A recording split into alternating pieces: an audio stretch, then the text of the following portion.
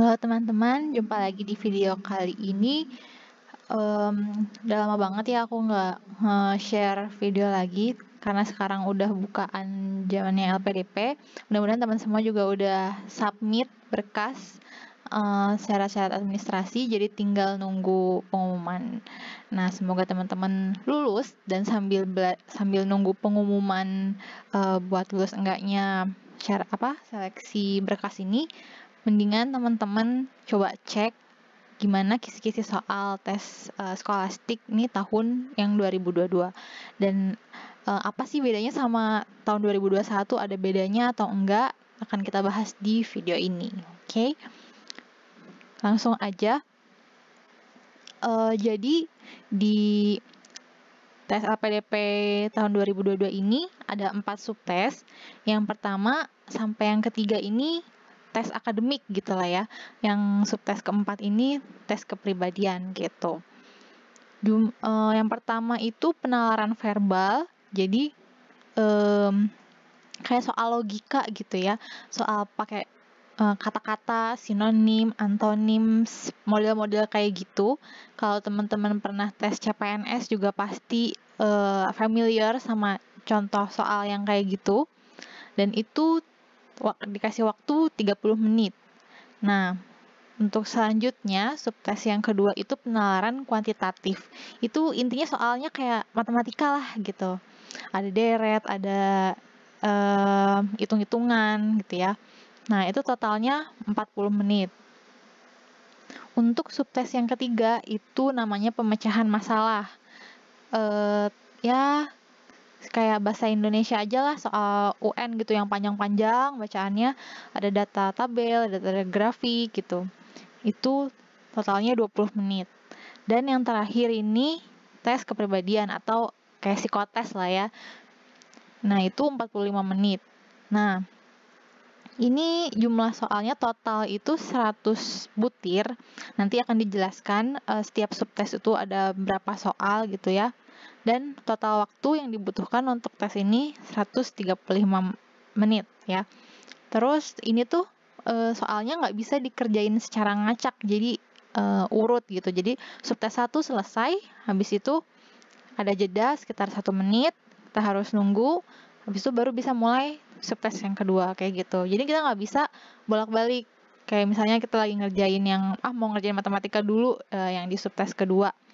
Terus habis itu baru mau ngerjain yang bahasa Indonesia yang maksudnya yang verbal, yang logika ke subtes 1 itu nggak bisa. Terus perbedaannya apa sama 2021?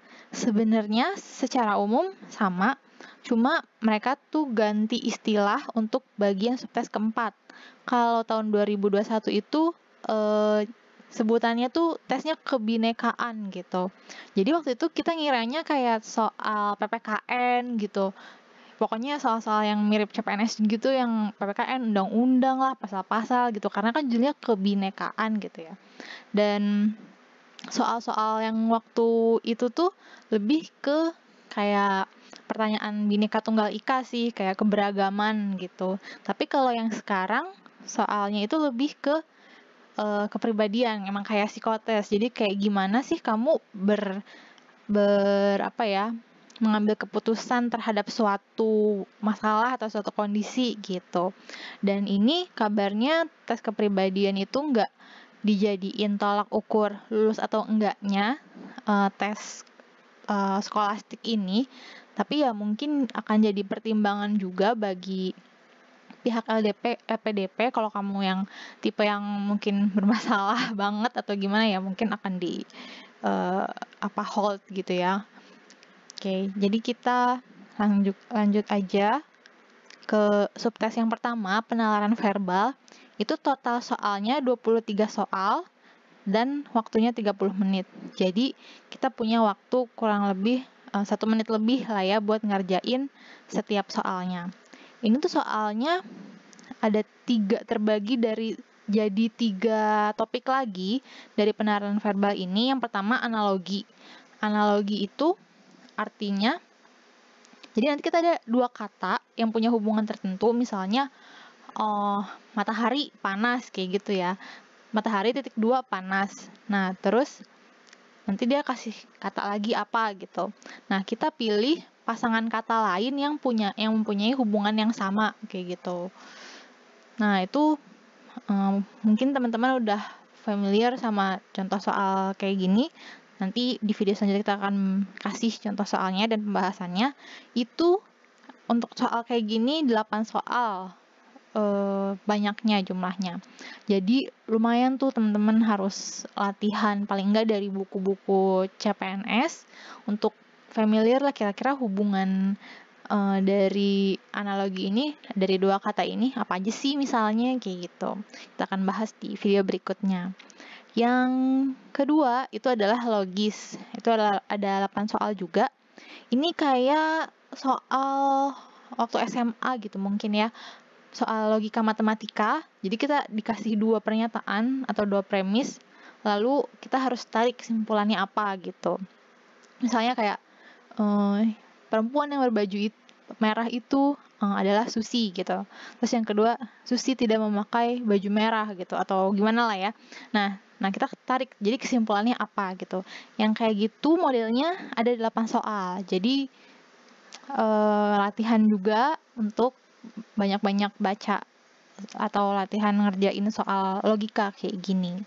Kemudian yang subtes ketiga itu ada analitis 7 soal. Ini kita disuruh narik kesimpulan dari bacaan. Jadi ini tuh kayak bacaan panjang gitu. Terus kayak kita kayak ngerjain teka-teki gitu loh. Jadi kayak kita dikasih clue sedikit gitu. Dan kita disuruh nyimpulin dari bacaan itu. Misalnya kayak misalkan Bu dosen A pakai baju biru, Bu dosen B pakai baju merah gitu. Terus Bu dosen A ngajar ini, ngajar itu. Terus yang ditanya Bu dosen C adalah pengajar guru ngajar mata kuliah apa misalnya kayak gitu. Itu nanti akan ada bacaannya lumayan panjang. Nanti kita suruh nyari kesimpulan dari bacaan itu kayak gitu. Terus untuk penilaian kuantitatif alias matematika, ini ada 25 soal. Terus waktunya 40 menit, jadi lumayan lebih panjang ya. Kita bisa ngerjain 1 menit lebih untuk setiap satu soalnya. Yang pertama dan simple itu deret bilangan, ada 8 soal. Jadi deret bilangan itu ada beberapa angka ngurut, nggak lengkap, di belakangnya ada yang harus kita jawab gitu ya. Nah, urutan itu mengikuti prinsip tertentu, bisa tambah-tambahan, kurang-kurangan, kali-kalian, dan sebagainya ya. Yang kayak gitu ada 8 soal, jadi harus lumayan cepet sih ngisinya di sini biar kita bisa save banyak waktu untuk soal selanjutnya gitu. Untuk yang kedua ada aritmatika dan aljabar. Intinya hitung-hitungan lah, hitung-hitungan, aljabar kayak gitu. Ini semuanya yang sudah kita pelajari di SMP dan SMA kurang lebih. Bahkan nggak sesulit soal SMA kok.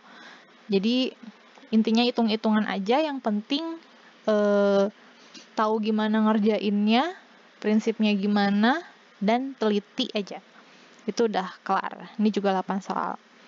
Nah, yang terakhir nih, ketiga, kecukupan data. Itu ada 9 soal, lebih banyak daripada soal yang lainnya. Ini mungkin nggak ada ya di soal-soal sekolah dulu bentuk soal kayak gini. Jadi kita dikasih 2 pernyataan yang memuat informasi, terus kita suruh nentuin nih informasi ini cukup nggak buat ngejawab soal gitu. Jadi sebenarnya ini nggak harus dihitung, tapi kita cuma cukup menganalisa aja nih soalnya X gitu. Dengan soal X ini kita punya data 1 dan data 2. Kita cuma jawab data 1 sama data 2 ini cukup nggak sih buat jawab soal gitu.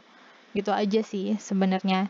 Nggak perlu dihitung sebenarnya kalau logika teman-teman cepat mikirnya.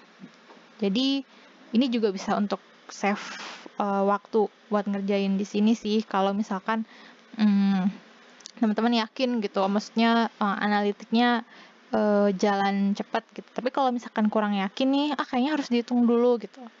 Boleh juga, tapi lihat-lihat waktu juga gitu.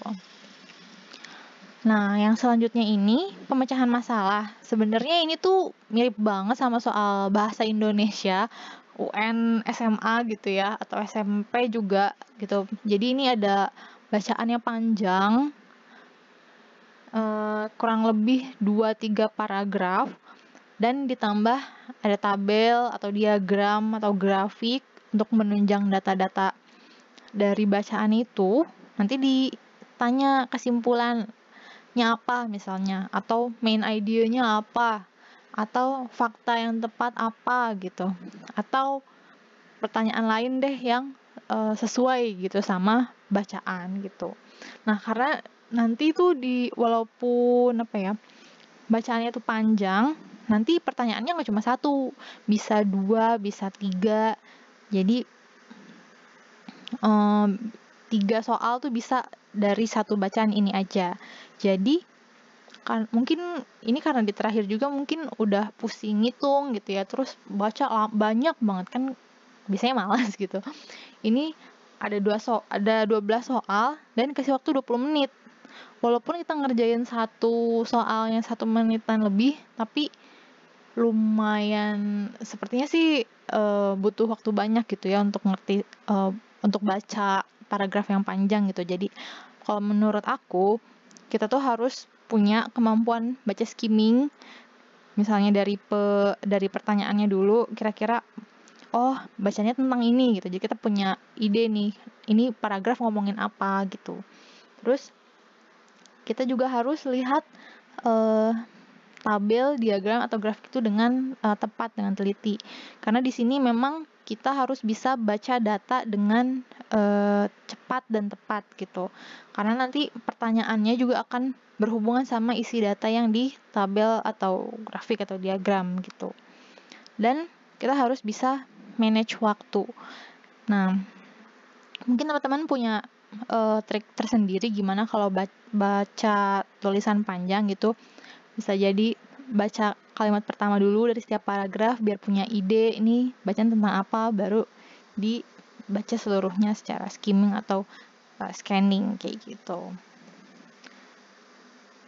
Nah, untuk tes kepribadian ini ada 40 soal, waktunya 45 menit, jadi masing-masing soal bisa dijawab 1 menitan lebih. Nah, di sini nama tesnya Situational Judgment Test. Jadi tes kepribadian yang dikembangkan untuk menggunakan penilaian terhadap situasi. Jika kalian dikasih suatu sikon, terus Anda akan dihadapkan situasi yang mengharuskan Anda melakukan penilaian atau mengambil keputusan berdasarkan apa yang Anda yakini, harapkan, atau kebiasaan yang dilakukan. Jadi ya udah, kalian dikasih sikon, misalkan suatu urusan kerjaan, sekolah gitu. Terus gimana kalian menyimpulkannya, menyikapinya, kayak gitu aja sih. Ini nggak usah belajar sama sekali, ini cuma kalian bisa kerjain dengan santai dan rileks tanpa pusing-pusing kayak gitu. Tapi sih katanya memang diharapkan kita menjawab dengan seideal mungkin lah, sebagus mungkin. Sepertinya sih kayak gitu, tapi teman-teman bisa dengan nyaman, dengan bebas jawab soal ini sesuai dengan keyakinan teman-teman masing-masing. Oke. Dan yang terakhir, video selanjutnya akan aku bahas contoh soal sama pembahasan soal LPDP tahun 2022 ya. Terus aku juga bakalan kasih linknya lagi untuk download soal tahun 2021 sama tahun 2022. Yang tahun 2022 ini akan aku lengkapin lebih banyak lagi deh soalnya yang dikasih, supaya teman-teman bisa latihan dari awal sampai akhir biar kayak benar-benar bisa try out gitu lah ya, buat menghadapi soal tes LPDP nanti gitu. Oke, semoga bermanfaat dan semoga sukses buat teman-teman semuanya. Semoga bisa keterima LPDP dan mencapai cita-citanya masing-masing. Oke, sampai ketemu di video selanjutnya. Bye-bye.